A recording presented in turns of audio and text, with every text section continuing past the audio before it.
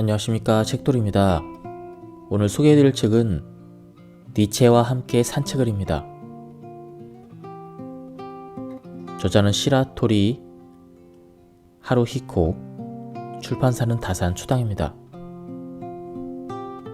먼저 저자 소개를 간단하게 하겠습니다. 시라토리 하루히코, 철학자이자 베스트셀러 작가, 일본 최고의 니체 전문가로 독일 베를린 자유대학교에서 철학, 종교, 문학을 공부했다.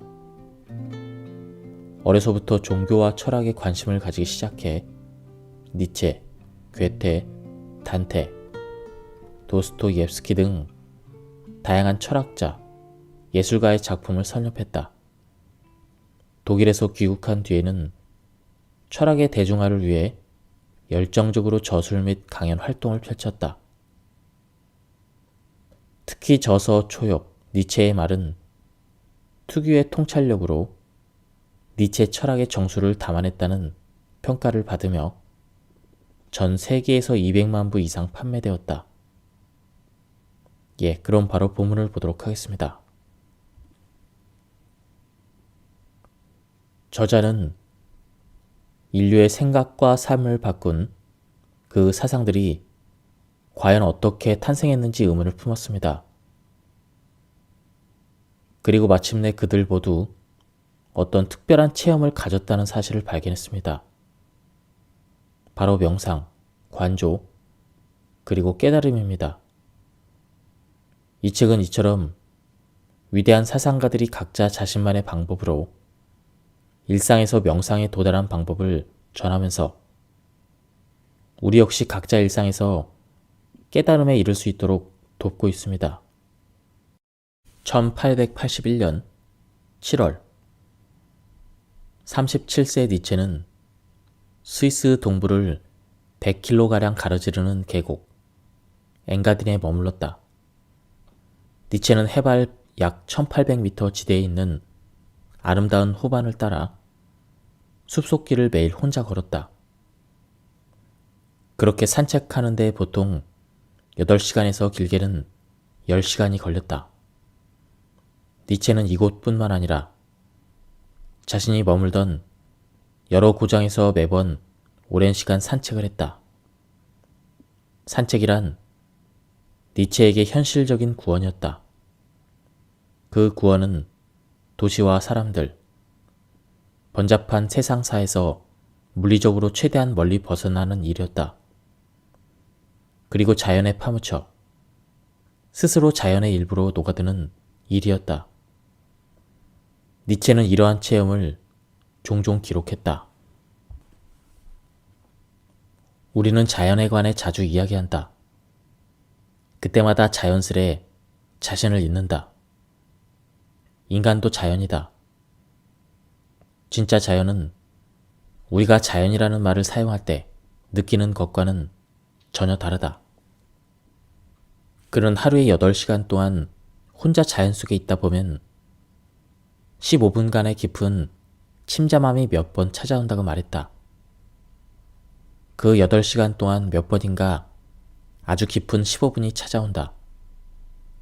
그때야말로 내 안에 가장 깊은 샘에서 솟아나는 활성 음료를 마실 수 있다.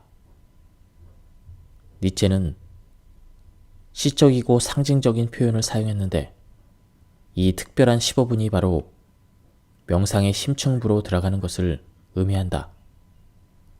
니체에게 산책은 자신의 깊은 내면에 이르는 길, 한마디로 자연 속 명상이었다.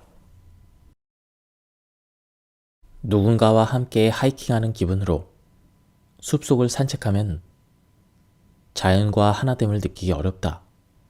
즉, 나는 나이고 주위를 둘러싼 초목은 자연 그대로의 초목일 뿐이다. 하지만 혼자 산과 들을 걸으면서 무의식 중의 명상 상태로 들어가면 나와 자연의 경계가 허물어지고 어느새 하나로 녹는다. 그러면 니체처럼 그 자리에서 넘치는 기쁨을 맛볼 수 있다. 분명 많은 사람이 명상은 가만히 앉은 고요한 상태에서 일어나는 신비로운 일이라고 생각할 것이다. 하지만 산책을 하면서도 얼마든지 명상 상태에 들어설 수가 있다. 참선하는 승려가 수행 이외의 청소라든지 생활에 필요한 잡무를 묵묵히 해낼 때도 일종의 선정, 즉 사고하지 않는 명상 상태에 이를 수가 있다. 마찬가지로 혼자 산책을 하다가도 쉽게 명상을 체험할 수 있다. 이 현상을 단지 생각이나 상상만으로는 온전히 이해할 수 없다. 독일의 사회 심리학자 에리 프롬은 나치가 정권을 장악하자 스위스를 거쳐 미국으로 망명했다. 그 후에 프롬은 주로 멕시코와 미국의 대학에서 교수로 지내며 연구에 전념했다. 프롬은 서재와 강의실만을 오간 학자가 아니었다. 수많은 인생 경험을 거치며 자유와 사랑에 관한 인간학을 완성했다. 그는 이론만 내세우는 것이 아니라 몸소 실천했고, 현대 사회에서 인간성을 되찾기 위해서는 무엇보다 명상이 필요하다고 강조했다. 프롬은 왜 새삼스레 명상을 통한 인간성의 회복을 강조했을까? 그의 논지를 요약하면 다음과 같다. 현대인은 모든 일을 처리하는데 쫓기며 하루하루를 소비한다. 현대사회가 생산과 소비 시스템의 효율적인 구조와 속도만을 쫓기 때문이다. 현대사회는 생산과 소비를 촉진하기 위해 끊임없이 신제품을 만들고 헤아릴 수 없이 많은 광고를 보내며 구매 욕구를 부추긴다. 우리는 그 상황을 당연하게 받아들이고 끝없이 물건을 사들인다. 사회 시스템의 도구로 전락하고 만다. 일할 때도 오직 결과와 대가를 얻는 데에만 매달린다. 인간에 대해서도 마찬가지다.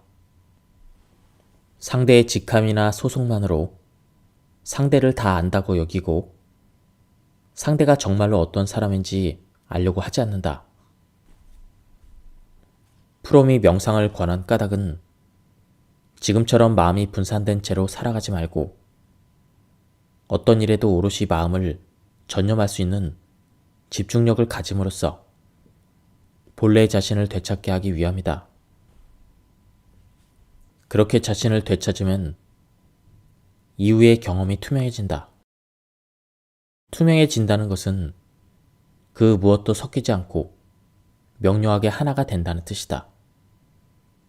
가령 보통 사람이 평소에 하는 일은 탁한 상태에 있는데 지금 자신이 하는 일에 몰두하지 못하고 쓸데없는 생각으로 머릿속이 흐려져 있기 때문이다.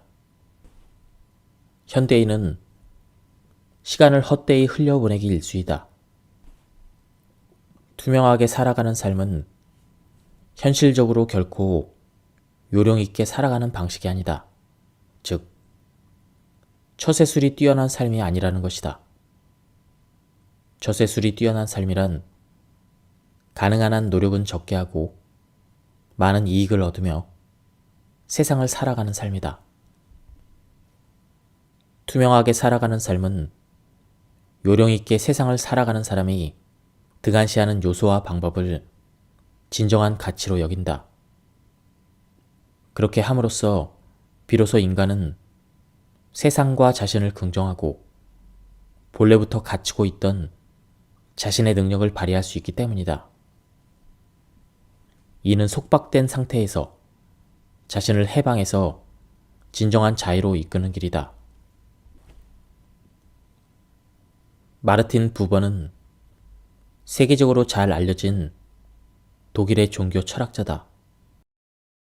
부버는 소년 시절부터 36세 어느 날까지 수시로 종교적 체험을 했고 저서 나와 너에서 그 체험에 대해서 이야기했다. 예를 들어 그는 이런 경험을 했다. 시간이 문득 일의 진행 방향 밖으로 이끌려 나갔다.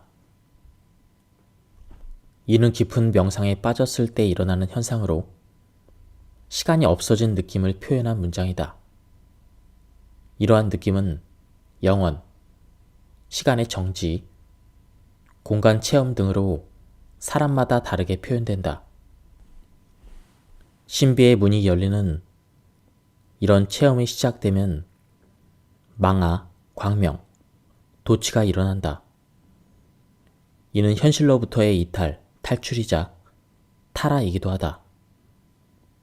이때 종교적인 환희도 느낄 수가 있다. 부번은 어느 날 이러한 종교 체험과 이별하게 된다. 자기 만족에 머물러서는 안 된다고, 현실의 삶을 소중히 해야 한다고 절실히 느꼈기 때문이다. 인생의 결단을 앞두고 부버를 찾아온 한 청년과의 일이 그를 변화시켰다. 1914년 부버가 36세 때 일이다.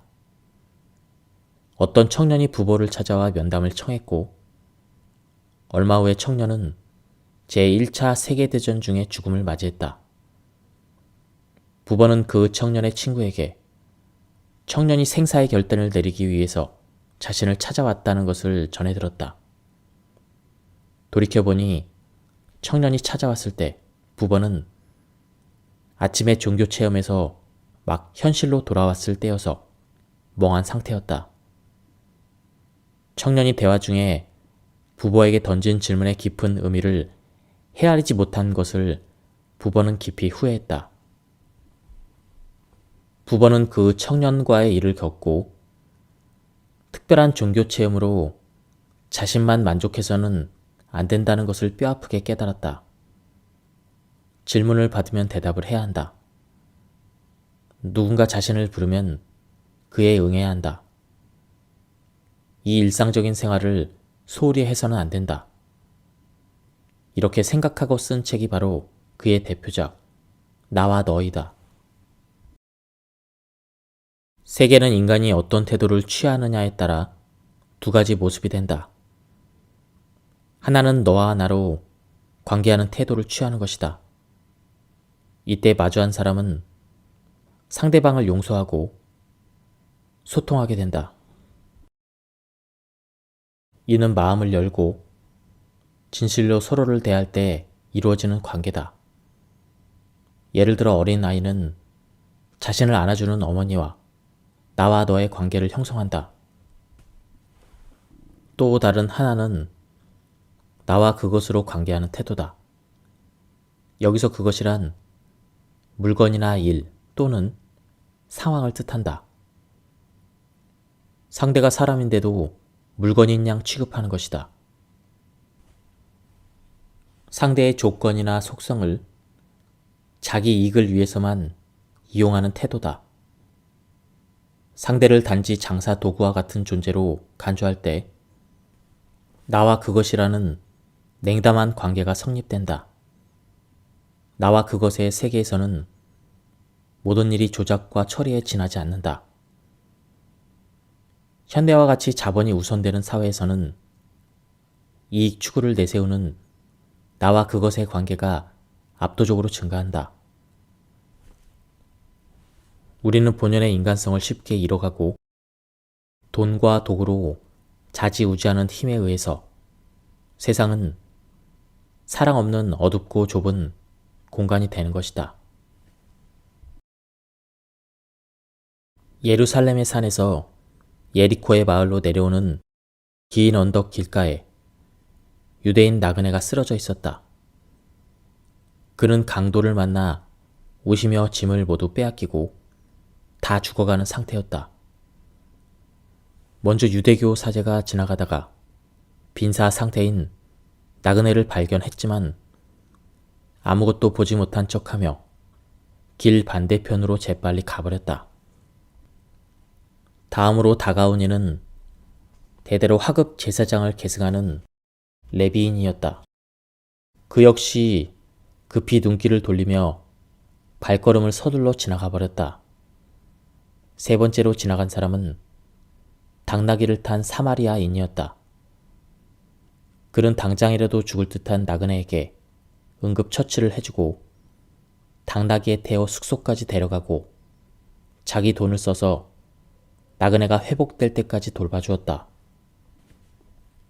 두 사람의 종교 관계자는 쓰러진 나그네를 못 본 척하며 죽어가는 나그네와 나와 그것의 관계를 맺었다. 이 사마리아인만이 낯선 사람과 꺼리낌 없이 나와 너의 관계를 형성하는 태도로 살아갔다. 부모가 말하는 나와 너의 관계를 아주 간단히 설명하면 아무런 조건이나 이해타산 없이 상대를 속이거나 숨기는 일 없이 사람 대 사람으로 사랑으로 충만한 관계가 되는 것이다.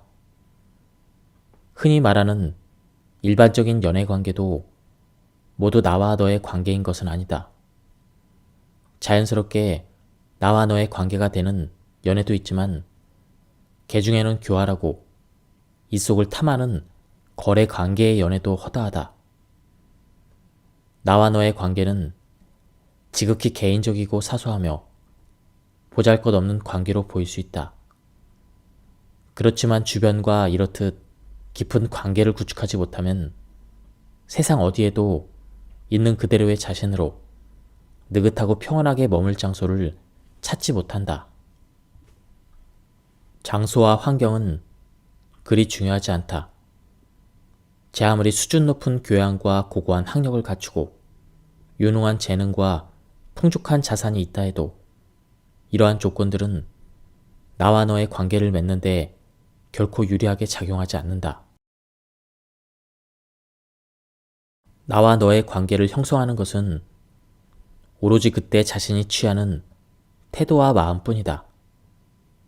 또한 나와 너라는 밀접한 관계에서 수준이나 입장에 위아래가 있는 것도 아니다. 또한 현실과 동떨어진 장소에 있는 것도 아니다. 오히려 두 사람 모두 같은 강에 들어가 있는 상태다. 그 관계에서 나는 나인 동시에 너이며 너인 동시에 나이다. 수학 기호로 나타내면 나 이퀄은 너 상태라고 할 수가 있다. 두 사람은 서로 영향을 미친다. 부버는 자연과 나와 너의 관계를 맺은 대표적인 인물로 괴테를 꼽았다. 또한 신과 나와 너의 관계를 맺은 대표적인 인물로는 예수를 들었다. 그러나 역사적인 인물 중에서도 나폴레옹은 나와 너의 관계가 결핍된 삶을 살았다. 나폴레옹은 사람도 물건도 유용성이라는 가치 기준으로 판단했고 심지어 자신마저도 그것으로 다루었다.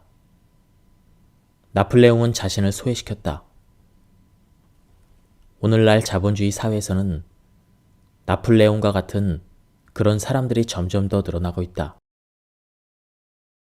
이익 증대를 삶의 주요 목적으로 두고 살아가기 때문에 사물이나 사람을 대할 때도 그 이용 가치에만 중점을 둔다. 그렇다면 나와 너의 올바른 관계를 구축하기 위한 구체적인 방법은 무엇일까? 부버는 그런 방법은 없다고 단호하게 말한다. 또 어디선가 너가 기다려 줄 리도 없다. 하지만 너는 언제나 그곳에 존재한다. 태도 하나로 너의 모습을 볼 수 있기 때문이다. 그 태도란 현재의 모습을 완전히 수용하는 일이다. 자신은 이렇고 인간은 이러이러해야 된다는 편견에서 벗어나 아기처럼 순수하고 아무 사념 없이 모든 가치관을 버리고 현재의 모습을 마주할 때 눈앞에 너의 모습이 보일 것이다. 법구경에는 이런 구절이 있다. 비구역, 배 안에 스며든 물을 퍼내어라. 물을 퍼내면 그대의 배가 가벼워지리니 탐욕과 분노를 버리면 그대는 마침내 열반에 이를 것이다. 비구란 명상을 통해 깨달음을 얻고자 하는 수행자를 뜻하고, 배는 우리 자신을 가리킨다. 이 글은 한 사람을 배에 비유한 것이다. 배에 고인 물을 떠내서 밖으로 버리는 것은 배에 실은 짐을 버리고 텅 비우라는 의미다. 그러면 몸이 가벼워진다. 물이나 짐은 사람의 몸을 무겁게 하는 원인이다. 그것은 우리가 사로잡히는 욕망과 애증이며 기억, 후회, 불안, 걱정 등을 의미한다. 게다가 사람이라는 배를 한층 더 무겁게 하는 것이 있다. 바로 개념이다. 스즈키 다이세스는 다음과 같이 말했다. 인간 마음의 최대 난점은 실제를 해석하기 위해 가공의 개념을 창출하는데, 다시 그 개념을 실제화해서 마치 가공의 것을 진짜 있는 것처럼 다루는 일이다. 배를 비운다는 것은 우리 마음에 있는 일체의 개념을 비우는 일이다. 신이라는 개념을 가진 사람은 그 개념의 본질을 스스로 고정시킨다. 만약 그 사람이 신은 객관적인 실체라는 개념을 갖는다면 신이 자신 앞에 나타나지 않는다는 사실만으로 괴로워할 것이다. 또한 많은 사람이 사랑에 관해 저마다의 개념을 갖고 있다.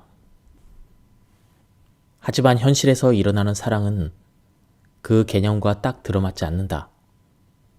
그래서 우리는 괴로워한다.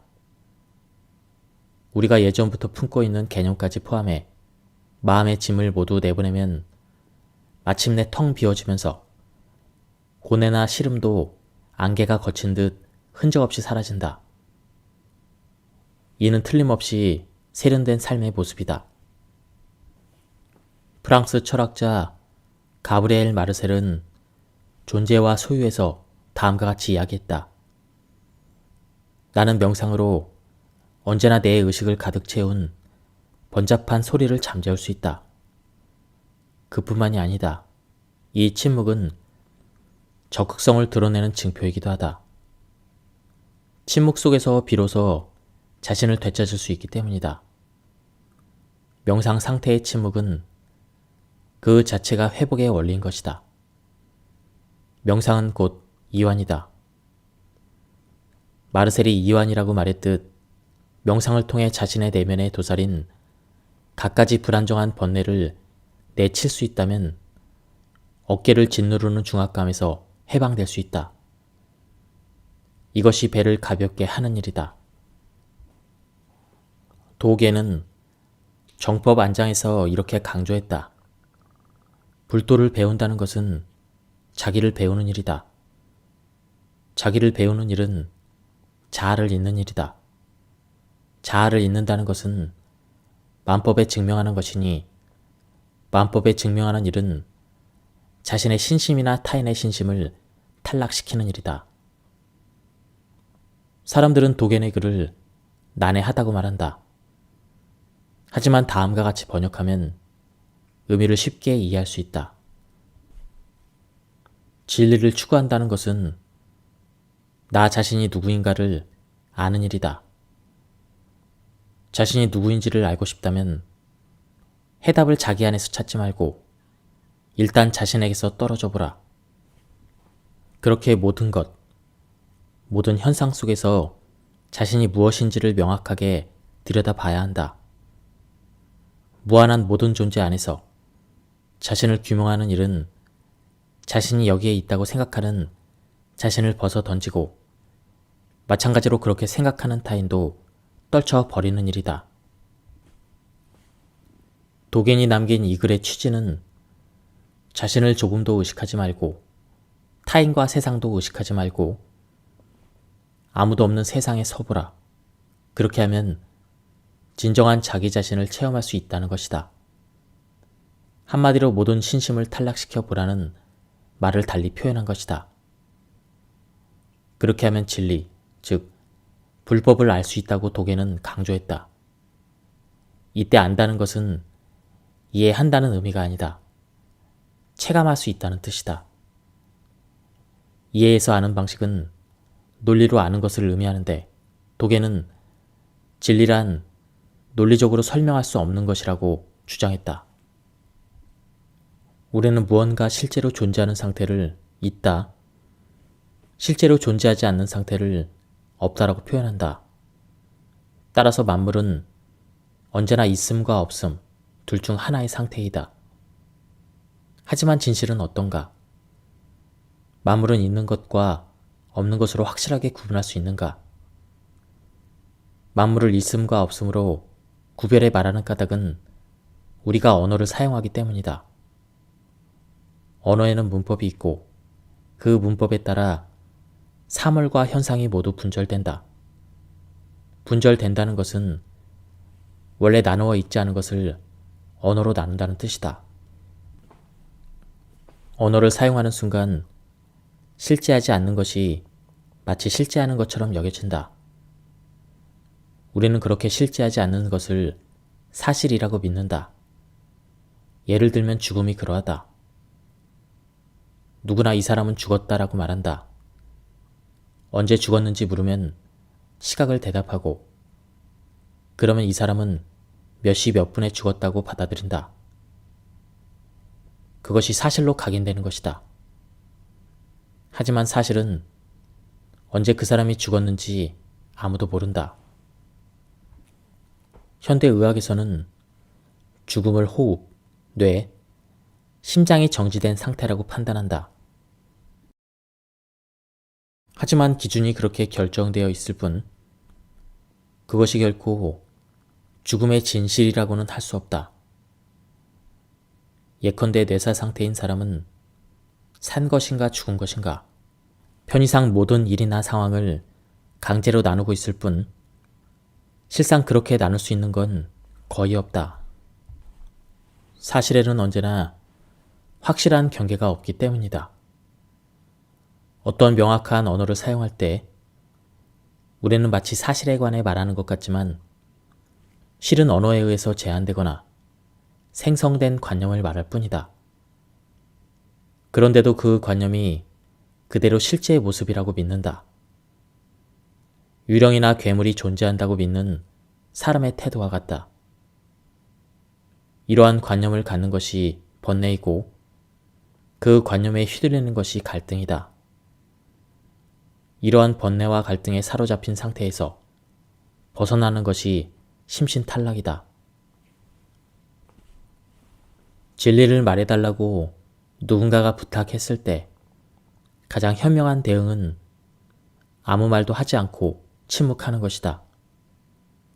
한마디라도 말하면 그것은 순식간에 존재하는 듯한 관념이 되기 때문이다.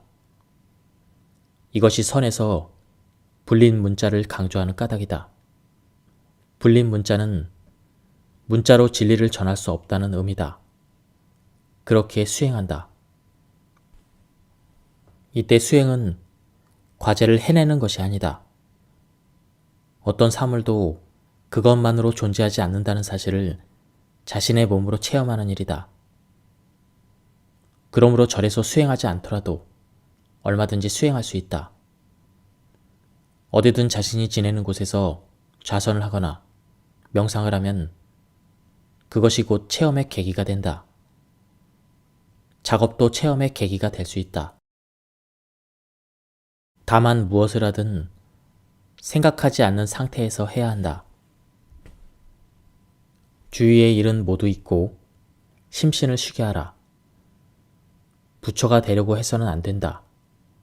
좌선은 깨달음을 위한 수단이 아니라 좌선 그 자체가 부처의 완성된 행위다.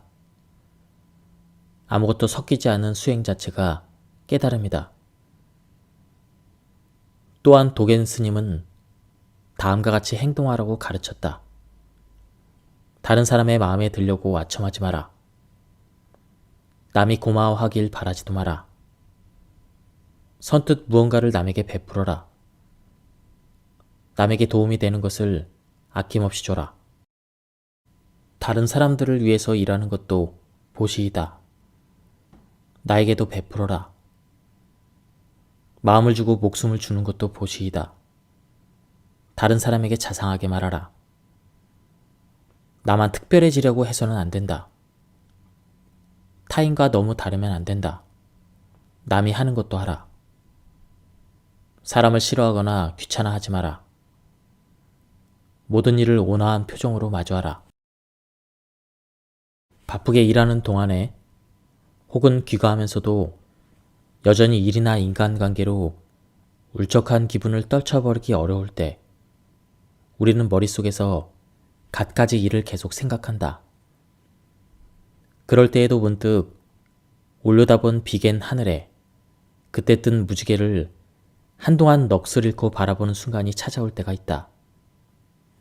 때로 혼자 가벼운 작업을 하다가도 아무것도 생각하지 않는 시간이 슬며시 찾아올 때도 있다. 정원의 꽃나무에 물을 줄 때도 그런 순간은 찾아온다. 땀을 흘리고 나서 마침내 받아든 물을 단숨에 들이킬 때도, 반가워하며 달려드는 개를 쓰다듬어 줄 때도 그런 기분이 든다. 깊은 숨을 내쉬며 욕조물에 몸을 푹 담글 때도 생각하지 않는다.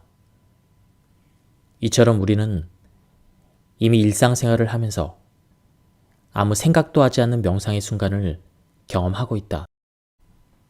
이것은 마치 일상의 구멍으로 쏙 빠진 느낌, 혹은 높은 계단을 오르다 잠시 멈춰서서 한숨 돌리는 느낌이다.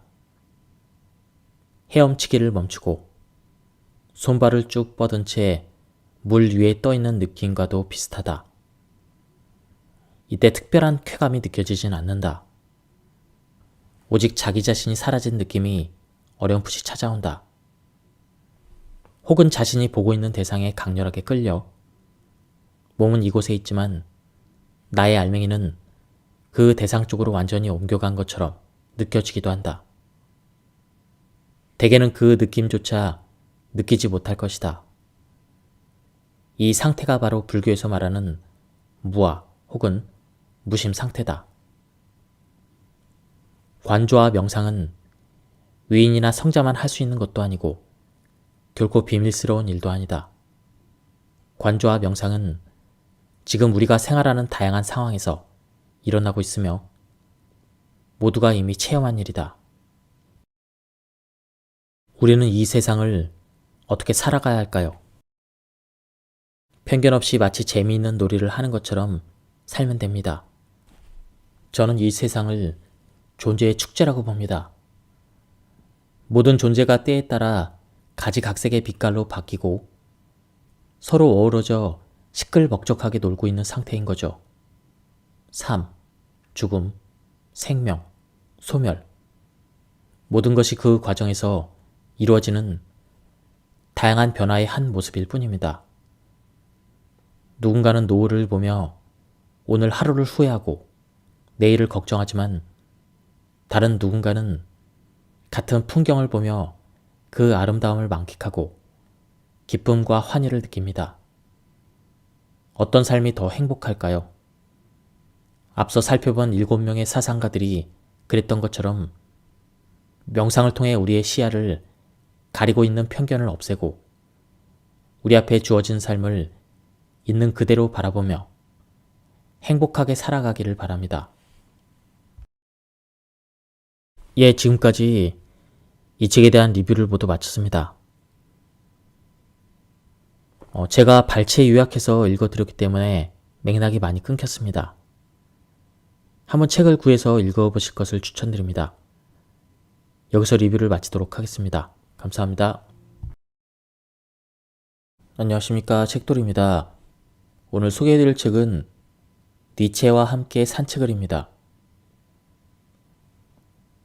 저자는 시라토리 하루히코, 출판사는 다산 초당입니다. 먼저 저자 소개를 간단하게 하겠습니다. 시라토리 하루히코, 철학자이자 베스트셀러 작가, 일본 최고의 니체 전문가로 독일 베들린 자유대학교에서 철학 종교 문학을 공부했다. 어려서부터 종교와 철학에 관심을 가지기 시작해 니체, 괴테, 단테, 도스토옙스키 등 다양한 철학자, 예술가의 작품을 섭렵했다. 독일에서 귀국한 뒤에는 철학의 대중화를 위해 열정적으로 저술 및 강연 활동을 펼쳤다.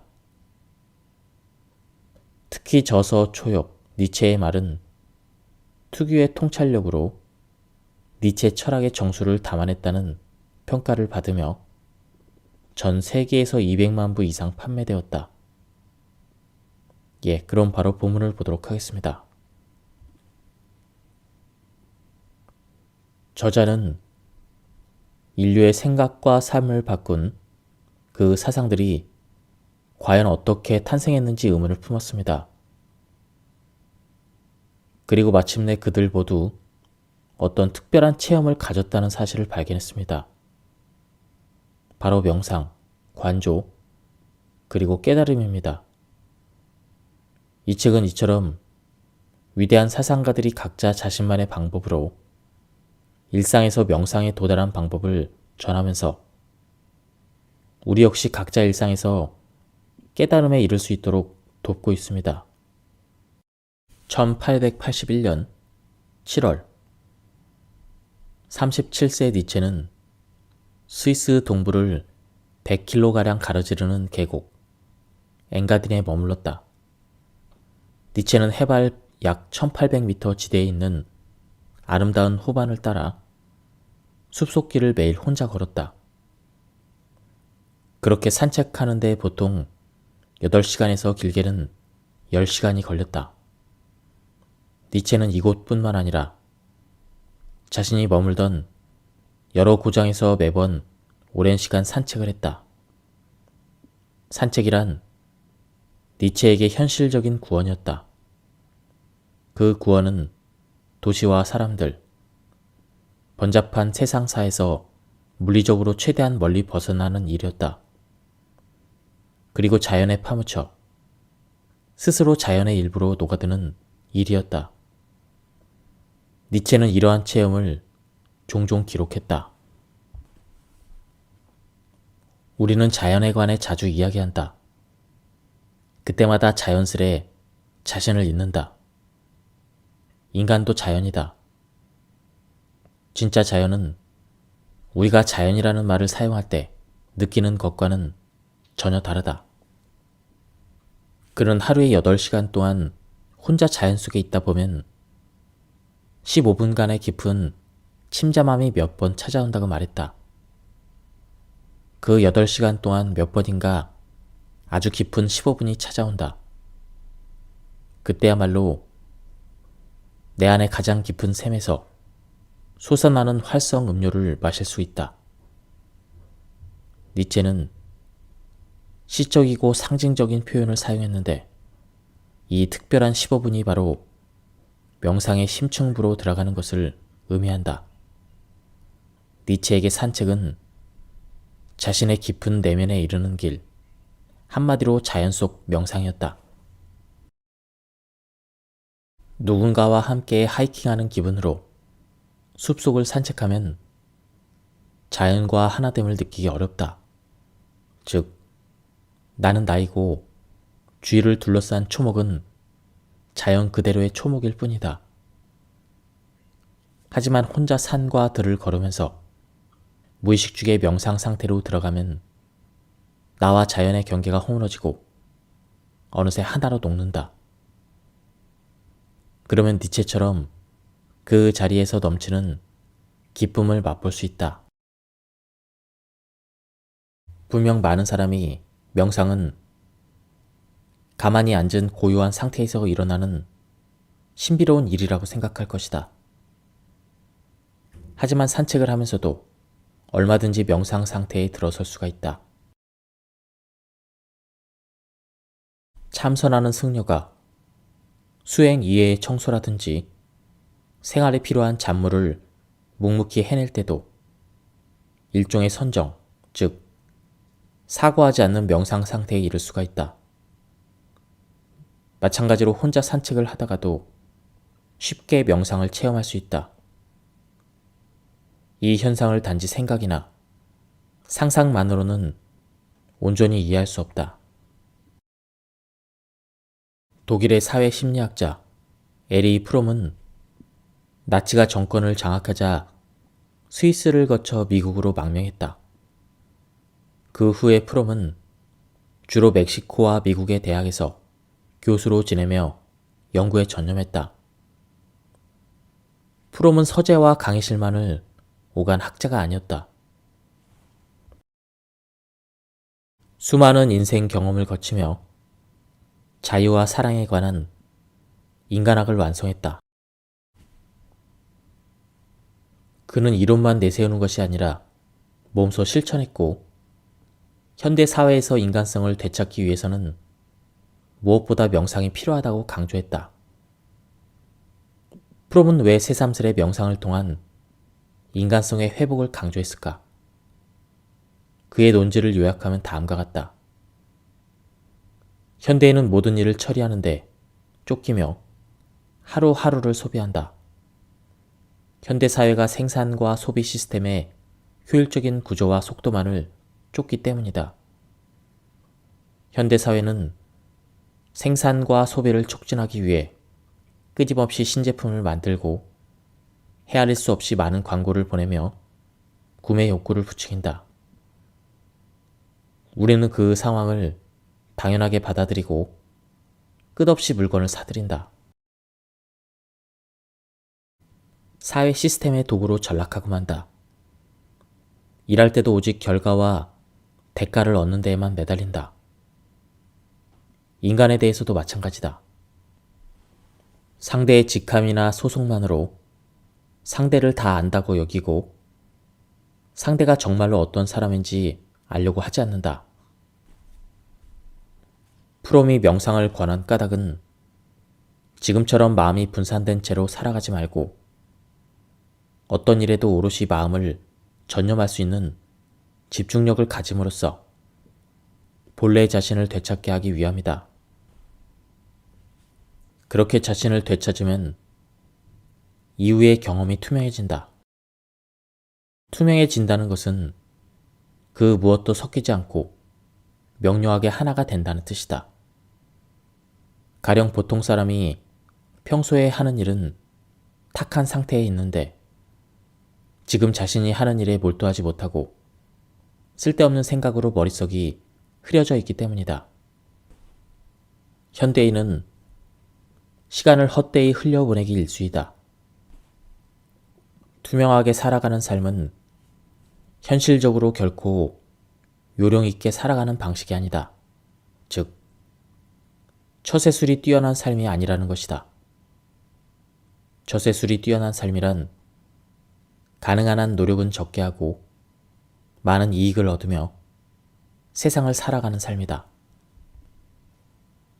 투명하게 살아가는 삶은 요령 있게 세상을 살아가는 사람이 등한시하는 요소와 방법을 진정한 가치로 여긴다. 그렇게 함으로써 비로소 인간은 세상과 자신을 긍정하고 본래부터 갖추고 있던 자신의 능력을 발휘할 수 있기 때문이다. 이는 속박된 상태에서 자신을 해방해서 진정한 자유로 이끄는 길이다. 마르틴 부버는 세계적으로 잘 알려진 독일의 종교 철학자다. 부버는 소년 시절부터 36세 어느 날까지 수시로 종교적 체험을 했고 저서 나와 너에서 그 체험에 대해서 이야기했다. 예를 들어 그는 이런 경험을 했다. 시간이 문득 일의 진행 방향 밖으로 이끌려 나갔다. 이는 깊은 명상에 빠졌을 때 일어나는 현상으로 시간이 없어진 느낌을 표현한 문장이다. 이러한 느낌은 영원, 시간의 정지, 공간 체험 등으로 사람마다 다르게 표현된다. 신비의 문이 열리는 이런 체험이 시작되면 망아, 광명, 도취가 일어난다. 이는 현실로부터의 이탈, 탈출이자 타라이기도 하다. 이때 종교적인 환희도 느낄 수가 있다. 부부는 어느 날 이러한 종교 체험과 이별하게 된다. 자기 만족에 머물러서는 안 된다고, 현실의 삶을 소중히 해야 한다고 절실히 느꼈기 때문이다. 인생의 결단을 앞두고 부버를 찾아온 한 청년과의 일이 그를 변화시켰다. 1914년 부버가 36세 때 일이다. 어떤 청년이 부버를 찾아와 면담을 청했고, 얼마 후에 청년은 제1차 세계대전 중에 죽음을 맞이했다. 부버는 그 청년의 친구에게 청년이 생사의 결단을 내리기 위해서 자신을 찾아왔다는 것을 전해 들었다. 돌이켜보니 청년이 찾아왔을 때 부버는 아침에 종교 체험에서 막 현실로 돌아왔을 때여서 멍한 상태였다. 청년이 대화 중에 부버에게 던진 질문의 깊은 의미를 헤아리지 못한 것을 부버는 깊이 후회했다. 부버는 그 청년과의 일을 겪고 특별한 종교 체험으로 자신만 만족해서는 안 된다는 것을 뼈아프게 깨달았다. 질문을 받으면 대답을 해야 한다. 누군가 자신을 부르면 그에 응해야 한다. 이 일상적인 생활을 소홀히 해서는 안 된다. 이렇게 생각하고 쓴 책이 바로 그의 대표작 나와 너이다. 세계는 인간이 어떤 태도를 취하느냐에 따라 두 가지 모습이 된다. 하나는 너와 나로 관계하는 태도를 취하는 것이다. 이때 마주한 사람은 상대방을 용서하고 소통하게 된다.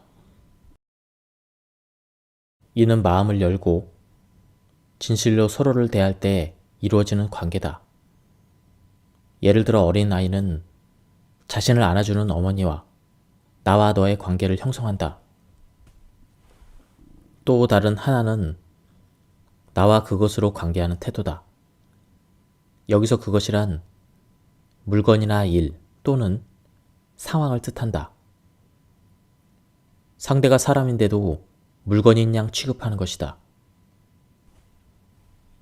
상대의 조건이나 속성을 자기 이익을 위해서만 이용하는 태도다. 상대를 단지 장사 도구와 같은 존재로 간주할 때 나와 그것이라는 냉담한 관계가 성립된다. 나와 그것의 세계에서는 모든 일이 조작과 처리에 지나지 않는다. 현대와 같이 자본이 우선되는 사회에서는 이익 추구를 내세우는 나와 그것의 관계가 압도적으로 증가한다. 우리는 본연의 인간성을 쉽게 잃어가고 돈과 도구로 좌지우지하는 힘에 의해서 세상은 사랑 없는 어둡고 좁은 공간이 되는 것이다. 예루살렘의 산에서 예리코의 마을로 내려오는 긴 언덕 길가에 유대인 나그네가 쓰러져 있었다. 그는 강도를 만나 옷이며 짐을 모두 빼앗기고 다 죽어가는 상태였다. 먼저 유대교 사제가 지나가다가 빈사 상태인 나그네를 발견했지만 아무것도 보지 못한 척하며 길 반대편으로 재빨리 가버렸다. 다음으로 다가온 이는 대대로 하급 제사장을 계승하는 레비인이었다. 그 역시 급히 눈길을 돌리며 발걸음을 서둘러 지나가 버렸다. 세 번째로 지나간 사람은 당나귀를 탄 사마리아인이었다. 그는 당장이라도 죽을 듯한 나그네에게 응급처치를 해주고 당나귀에 태워 숙소까지 데려가고 자기 돈을 써서 나그네가 회복될 때까지 돌봐주었다. 두 사람의 종교 관계자는 쓰러진 나그네를 못 본 척하며 죽어가는 나그네와 나와 그것의 관계를 맺었다. 이 사마리아인만이 낯선 사람과 꺼리낌 없이 나와 너의 관계를 형성하는 태도로 살아갔다. 부부가 말하는 나와 너의 관계를 아주 간단히 설명하면 아무런 조건이나 이해타산 없이 상대를 속이거나 숨기는 일 없이 사람 대 사람으로 사랑으로 충만한 관계가 되는 것이다. 흔히 말하는 일반적인 연애 관계도 모두 나와 너의 관계인 것은 아니다. 자연스럽게 나와 너의 관계가 되는 연애도 있지만 개 중에는 교활하고 이 속을 탐하는 거래 관계의 연애도 허다하다. 나와 너의 관계는 지극히 개인적이고 사소하며 보잘것없는 관계로 보일 수 있다. 그렇지만 주변과 이렇듯 깊은 관계를 구축하지 못하면 세상 어디에도 있는 그대로의 자신으로 느긋하고 평온하게 머물 장소를 찾지 못한다. 장소와 환경은 그리 중요하지 않다. 제 아무리 수준 높은 교양과 고고한 학력을 갖추고 유능한 재능과 풍족한 자산이 있다 해도 이러한 조건들은 나와 너의 관계를 맺는데 결코 유리하게 작용하지 않는다. 나와 너의 관계를 형성하는 것은 오로지 그때 자신이 취하는 태도와 마음뿐이다. 또한 나와 너라는 밀접한 관계에서 수준이나 입장에 위아래가 있는 것도 아니다. 또한 현실과 동떨어진 장소에 있는 것도 아니다. 오히려 두 사람 모두 같은 강에 들어가 있는 상태다. 그 관계에서 나는 나인 동시에 너이며 너인 동시에 나이다. 수학 기호로 나타내면 나 이퀄은 너 상태라고 할 수가 있다. 두 사람은 서로 영향을 미친다. 부번은 자연과 나와 너의 관계를 맺은 대표적인 인물로 괴테를 꼽았다. 또한 신과 나와 너의 관계를 맺은 대표적인 인물로는 예수를 들었다. 그러나 역사적인 인물 중에서도 나폴레옹은 나와 너의 관계가 결핍된 삶을 살았다.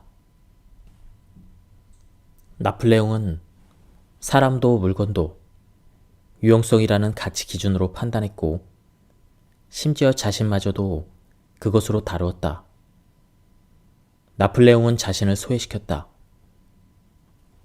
오늘날 자본주의 사회에서는 나폴레옹과 같은 그런 사람들이 점점 더 늘어나고 있다. 이익 증대를 삶의 주요 목적으로 두고 살아가기 때문에 사물이나 사람을 대할 때도 그 이용 가치에만 중점을 둔다. 그렇다면 나와 너의 올바른 관계를 구축하기 위한 구체적인 방법은 무엇일까?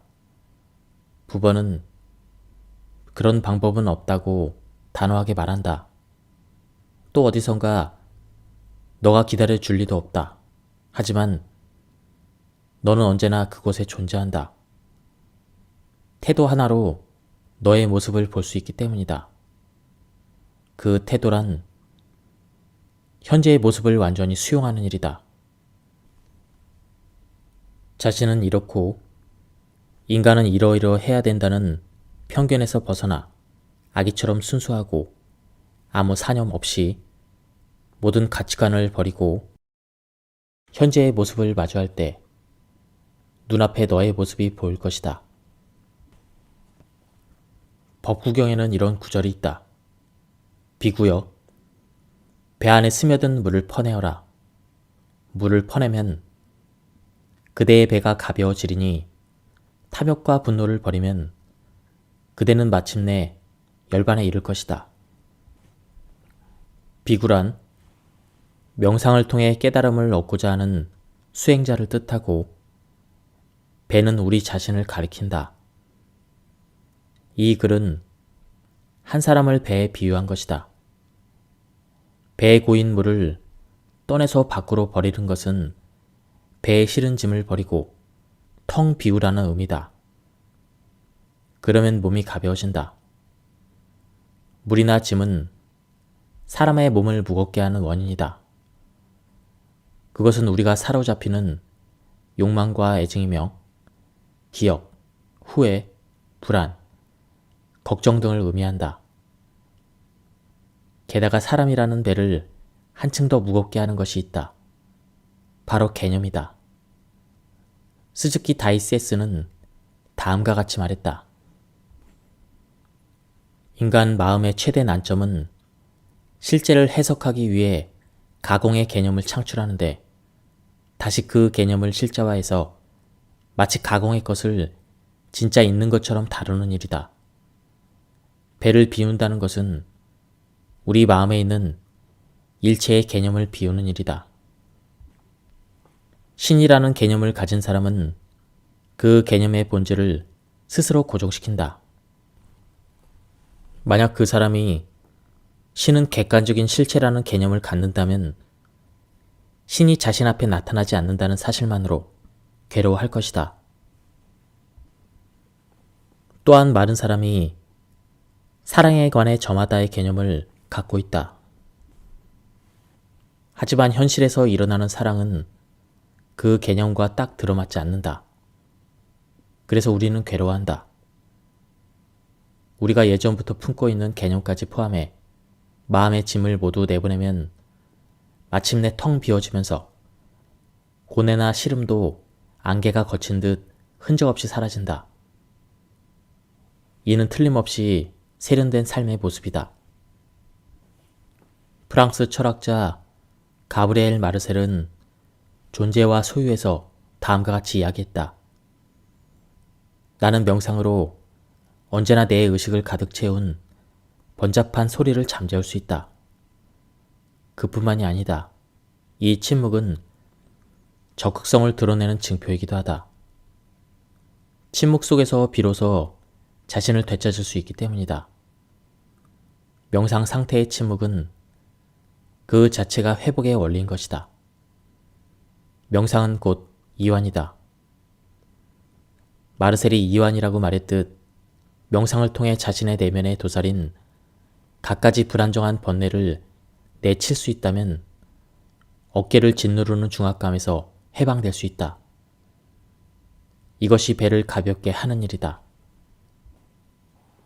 도계는 정법 안장에서 이렇게 강조했다. 불도를 배운다는 것은 자기를 배우는 일이다. 자기를 배우는 일은 자아를 잇는 일이다. 자아를 잇는다는 것은 만법에 증명하는 것이니 만법에 증명하는 일은 자신의 신심이나 타인의 신심을 탈락시키는 일이다. 사람들은 도겐의 글을 난해하다고 말한다. 하지만 다음과 같이 번역하면 의미를 쉽게 이해할 수 있다. 진리를 추구한다는 것은 나 자신이 누구인가를 아는 일이다. 자신이 누구인지를 알고 싶다면 해답을 자기 안에서 찾지 말고 일단 자신에게서 떨어져 보라. 그렇게 모든 것, 모든 현상 속에서 자신이 무엇인지를 명확하게 들여다봐야 한다. 무한한 모든 존재 안에서 자신을 규명하는 일은 자신이 여기에 있다고 생각하는 자신을 벗어 던지고 마찬가지로 그렇게 생각하는 타인도 떨쳐버리는 일이다. 도겐이 남긴 이 글의 취지는 자신을 조금도 의식하지 말고 타인과 세상도 의식하지 말고 아무도 없는 세상에 서보라. 그렇게 하면 진정한 자기 자신을 체험할 수 있다는 것이다. 한마디로 모든 신심을 탈락시켜 보라는 말을 달리 표현한 것이다. 그렇게 하면 진리, 즉 불법을 알 수 있다고 도계는 강조했다. 이때 안다는 것은 이해한다는 의미가 아니다. 체감할 수 있다는 뜻이다. 이해해서 아는 방식은 논리로 아는 것을 의미하는데 도계는 진리란 논리적으로 설명할 수 없는 것이라고 주장했다. 우리는 무언가 실제로 존재하는 상태를 있다, 실제로 존재하지 않는 상태를 없다라고 표현한다. 따라서 만물은 언제나 있음과 없음 둘 중 하나의 상태이다. 하지만 진실은 어떤가? 만물은 있는 것과 없는 것으로 확실하게 구분할 수 있는가? 만물을 있음과 없음으로 구별해 말하는 까닭은 우리가 언어를 사용하기 때문이다. 언어에는 문법이 있고 그 문법에 따라 사물과 현상이 모두 분절된다. 분절된다는 것은 원래 나누어 있지 않은 것을 언어로 나눈다는 뜻이다. 언어를 사용하는 순간 실제하지 않는 것이 마치 실제하는 것처럼 여겨진다. 우리는 그렇게 실제하지 않는 것을 사실이라고 믿는다. 예를 들면 죽음이 그러하다. 누구나 이 사람은 죽었다라고 말한다. 언제 죽었는지 물으면 시각을 대답하고 그러면 이 사람은 몇 시 몇 분에 죽었다고 받아들인다. 그것이 사실로 각인되는 것이다. 하지만 사실은 언제 그 사람이 죽었는지 아무도 모른다.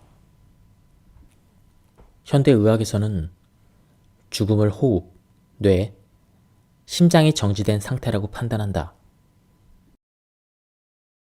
하지만 기준이 그렇게 결정되어 있을 뿐 그것이 결코 죽음의 진실이라고는 할 수 없다. 예컨대 뇌사 상태인 사람은 산 것인가 죽은 것인가 편의상 모든 일이나 상황을 강제로 나누고 있을 뿐 실상 그렇게 나눌 수 있는 건 거의 없다. 사실에는 언제나 확실한 경계가 없기 때문이다. 어떤 명확한 언어를 사용할 때 우리는 마치 사실에 관해 말하는 것 같지만 실은 언어에 의해서 제한되거나 생성된 관념을 말할 뿐이다. 그런데도 그 관념이 그대로 실제의 모습이라고 믿는다. 유령이나 괴물이 존재한다고 믿는 사람의 태도와 같다. 이러한 관념을 갖는 것이 번뇌이고 그 관념에 휘둘리는 것이 갈등이다. 이러한 번뇌와 갈등에 사로잡힌 상태에서 벗어나는 것이 심신탈락이다. 진리를 말해달라고 누군가가 부탁했을 때 가장 현명한 대응은 아무 말도 하지 않고 침묵하는 것이다. 한마디라도 말하면 그것은 순식간에 존재하는 듯한 관념이 되기 때문이다. 이것이 선에서 불린 문자를 강조하는 까닭이다. 불린 문자는 문자로 진리를 전할 수 없다는 의미다. 그렇게 수행한다. 이때 수행은 과제를 해내는 것이 아니다. 어떤 사물도 그것만으로 존재하지 않는다는 사실을 자신의 몸으로 체험하는 일이다. 그러므로 절에서 수행하지 않더라도 얼마든지 수행할 수 있다. 어디든 자신이 지내는 곳에서 좌선을 하거나 명상을 하면 그것이 곧 체험의 계기가 된다. 작업도 체험의 계기가 될 수 있다. 다만 무엇을 하든 생각하지 않는 상태에서 해야 한다. 주위의 일은 모두 잊고 심신을 쉬게 하라. 부처가 되려고 해서는 안 된다. 좌선은 깨달음을 위한 수단이 아니라 좌선 그 자체가 부처의 완성된 행위다. 아무것도 섞이지 않은 수행 자체가 깨달음이다. 또한 도겐 스님은 다음과 같이 행동하라고 가르쳤다. 다른 사람의 마음에 들려고 아첨하지 마라. 남이 고마워하길 바라지도 마라. 선뜻 무언가를 남에게 베풀어라. 남에게 도움이 되는 것을 아낌없이 줘라. 다른 사람들을 위해서 일하는 것도 보시이다. 나에게도 베풀어라. 마음을 주고 목숨을 주는 것도 보시이다. 다른 사람에게 자상하게 말하라. 나만 특별해지려고 해서는 안 된다. 타인과 너무 다르면 안 된다. 남이 하는 것도 하라. 사람을 싫어하거나 귀찮아하지 마라. 모든 일을 온화한 표정으로 마주하라. 바쁘게 일하는 동안에 혹은 귀가하면서도 여전히 일이나 인간관계로 울적한 기분을 떨쳐버리기 어려울 때 우리는 머릿속에서 갖가지 일을 계속 생각한다. 그럴 때에도 문득 올려다본 비갠 하늘에 그때 뜬 무지개를 한동안 넋을 잃고 바라보는 순간이 찾아올 때가 있다. 때로 혼자 가벼운 작업을 하다가도 아무것도 생각하지 않는 시간이 슬며시 찾아올 때도 있다. 정원의 꽃나무에 물을 줄 때도 그런 순간은 찾아온다.